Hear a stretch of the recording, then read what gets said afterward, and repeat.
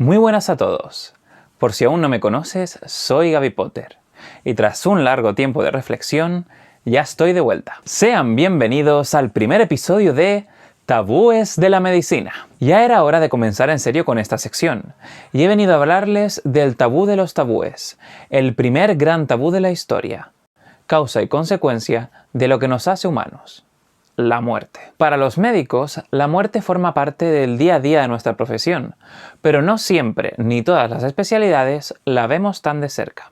Ahora que he rotado por medicina interna, he podido vivir de primera mano el acto de morir, ver una vida apagándose y yéndose lentamente. He visto la muerte tan de cerca que hasta la he certificado. Es un tema que me ha inquietado toda mi vida, así que ya es hora de sacarlo a la luz. Por lo tanto, en este vídeo vamos a hablar sobre el concepto de muerte, qué ha supuesto en la evolución del ser humano comparado con otras especies, un repaso sobre el morir en varias culturas, y terminaremos hablando del duelo, aportando unas cuantas reflexiones finales a modo de conclusión. ¡Vamos allá! Juro solemnemente que esto es una locura.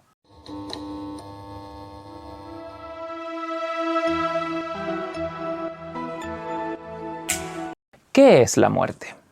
La muerte constituye la pérdida total de las funciones vitales y es, por definición, la pérdida de la homeostasis, lo que en biología significa equilibrio.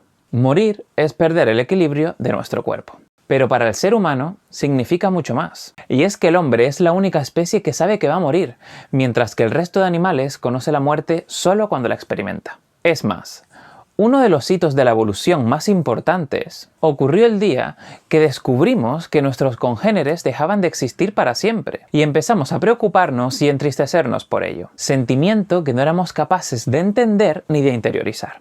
Fue el primer duelo. Es entonces cuando el Homo sapiens, hace aproximadamente 10.000 años, decidió realizar los primeros enterramientos para honrar a aquellos que ya no estaban, sin saber lo que iba a suponer para nuestra especie. Ya que a partir de ahí, el ser humano se separó del resto de animales y comenzó a ser más humano. Pasamos de crear montículos de piedra a cementerios y funerales. Y esto llevó inexorablemente al desarrollo del pensamiento en el más allá, a la creación de una explicación mágica sobre lo que ocurre después de la muerte, intentando resolver esta gran duda sin respuesta. Apareció la espiritualidad, y con ella las primeras creencias que evolucionaron hacia las religiones, definiendo aún más el hecho de ser humanos. Todas las culturas establecieron un más allá. Para el pensamiento judeocristiano, este es el cielo, siendo la vida un mero trámite donde seremos mártires de lo terrenal, alcanzando el descanso eterno y la felicidad solo después de morir. En Oriente, sin embargo, las religiones hinduista y budista creen en la reencarnación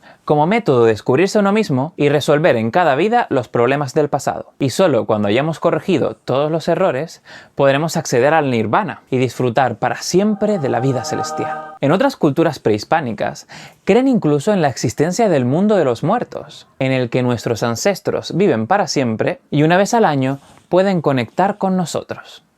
Siempre, siempre, siempre. Como pueden ver, el factor común en todas estas creencias es el concepto de eternidad. Descanso eterno, felicidad eterna, vivir para siempre. El ser humano es incapaz de aceptar que su existencia es finita, creando una opción aceptable para nuestra mente donde, siguiendo una serie de preceptos que varían según la religión, podemos alcanzar una existencia infinita.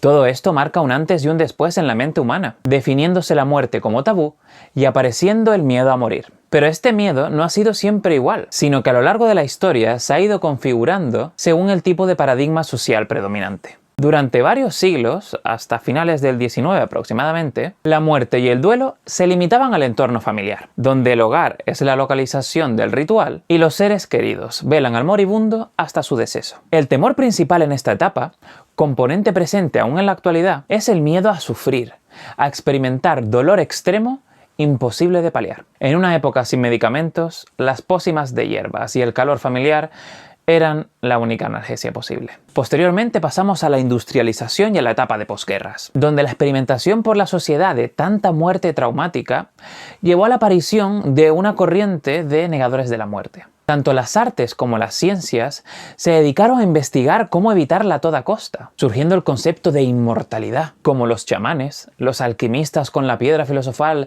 y el elixir de la juventud, los vampiros, y en el día de hoy, los cirujanos plásticos. Paralelamente, en los países desarrollados y con el auge del capitalismo y la generalización de las medidas higiénico-sanitarias, el ser humano experimentó un aumento exponencial de la esperanza de vida, pasando de 35 años en el 1900 a 80 años en el 2010. Ello desembocó en la medicalización de la muerte. Pasamos del hogar al hospital como infraestructura del fallecimiento y empezamos a pensar, ¿por qué debo esperar a morir para disfrutar de una vida eterna cuando puedo vivir para siempre en la Tierra? La medicina ha evolucionado tanto que algún día podré llegar a ser inmortal. Solo yo puedo vivir para siempre. Emergen por primera vez los conceptos de obstinación terapéutica y eutanasia, temas que trataré en próximos vídeos. Esto lleva a la percepción del duelo como algo negativo, algo que hay que esconder y negar, porque en la época en la que todo es posible y el placer está garantizado, carpe diem, no hay hueco para el sufrimiento y la pena. Es entonces cuando la psiquiatra Elizabeth Kubler-Ross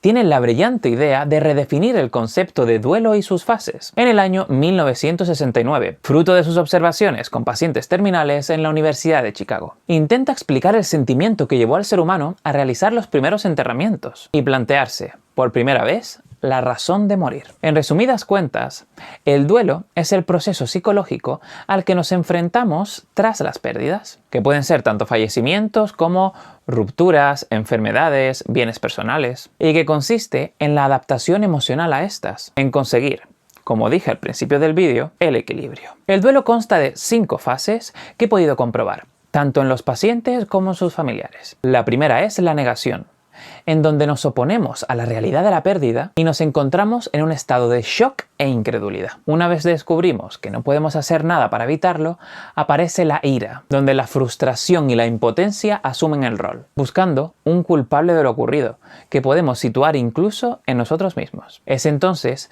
cuando ocurre la etapa de negociación, donde comenzamos a valorar alternativas para cambiar lo ocurrido, alguna forma de evitar o retrasar la muerte, buscando la manera de volver atrás como si nada. Cuando descubrimos que no hay negociación posible y empezamos a asumir de forma definitiva la realidad de la pérdida, surge la fase de depresión, donde se generan sentimientos de tristeza y desesperanza al romperse los esquemas preestablecidos y el sentido que tenía la vida para nosotros. Esta etapa es la más rechazada y estigmatizada por la sociedad, pero es al final de la depresión cuando llegamos a la conclusión de que la pérdida es inevitable. Comprendemos que nuestra vida sigue a pesar de lo ocurrido y que los cambios hay que asumirlos, consiguiendo finalmente alcanzar la última fase del duelo, la aceptación.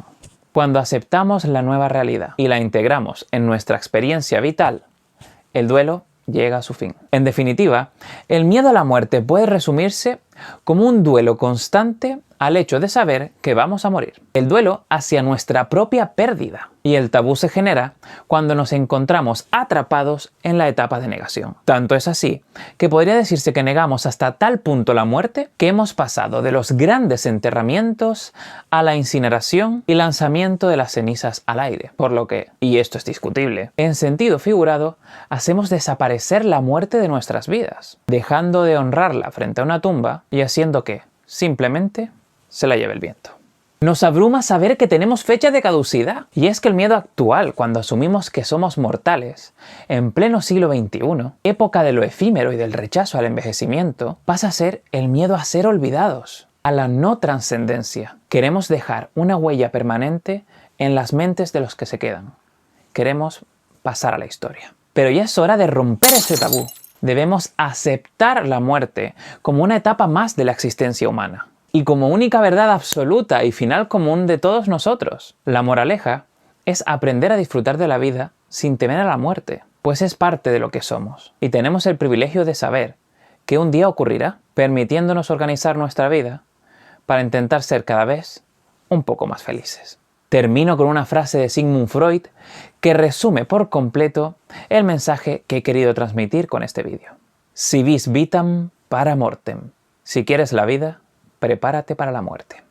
Muchas gracias por acompañarme en esta reflexión. Me gustaría saber tu opinión y experiencia sobre la muerte, así que puedes dejarlo en la caja de comentarios. Será para mí un placer aprender de todo lo que me puedas enseñar. Espero que te haya gustado mucho y si es así, dale like, suscríbete y compártelo con tus amigos. Nos vemos en próximos vídeos. Un abrazo muy grande y... ¡Aloha Mora! Si has llegado hasta aquí, quiero regalarte dos datos muy curiosos. Por un lado, se cree que los primeros enterramientos fueron en realidad realizados por neandertales, antes incluso que por el Homo sapiens. Y por otro, si vis vitam para mortem es una modificación de la frase en latín original, si vis pacem para bellum, que significa, si quieres la paz, prepárate para la guerra. Eso es todo. ¡Hasta pronto! Pam pam para pam pam pam pam pam.